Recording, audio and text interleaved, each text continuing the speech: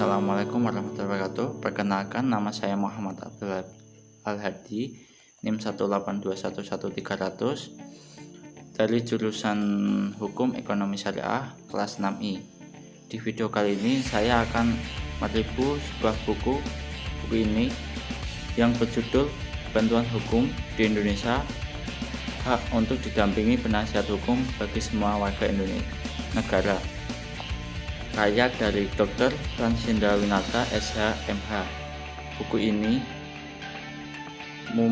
diterbitkan oleh Erik Media Kompetindo yang punya ketebalan yaitu 172 halaman. Yang selanjutnya, identitas dari penulis. Dr. Fransindra Winata, SH, MH ini merupakan pendiri firma hukum Frans Winata dan Partners. Ia kerap menangani kasus-kasus para aktivis hak asasi manusia saat ia bekerja di Pembela Hak Asasi Manusia atau LPHM.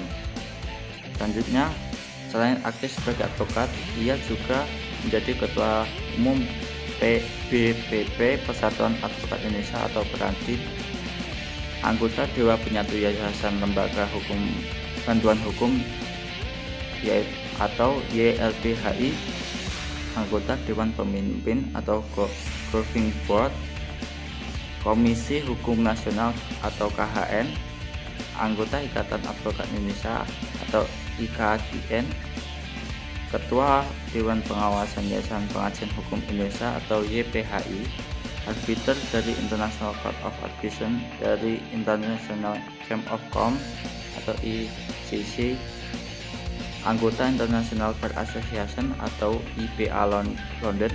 Saat ini juga ia mengajar di Fakultas Hukum Universitas Pelita Harapan dan terus mendukung reformasi hukum di Indonesia. Dan selanjutnya, buku ini terdapat beberapa subbab mengenai tentang bantuan hukum di Indonesia. Yang pertama, sejarah bantuan hukum di Indonesia. Yang kedua, bantuan hukum sebagai hak asasi manusia.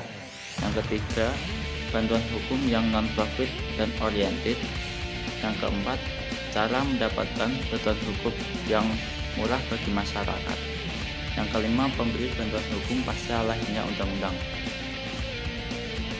Menurut saya, buku ini rekomend bagi orang-orang yang awam mengenai bantuan hukum, karena buku ini berisi dasar-dasar bantuan hukum itu sendiri, sejarahnya bagaimana, cara mendapatkan bantuan hukum gimana, dan juga buku ini rekomen bagi orang-orang mahasiswa, terutama bagi jurusan hukum, karena materi bantuan hukum ini akan termasuk ke dalam materi yang akan diperoleh pada saat perkuliahan.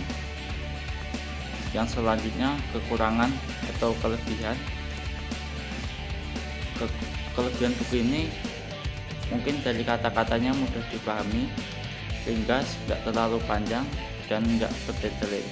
Dan sedangkan kekurangannya mungkin masih terlalu banyak istilah-istilah yang sulit dipahami oleh bagi orang-orang awam. Sekian dari review buku ini, buku bantuan hukum di Indonesia.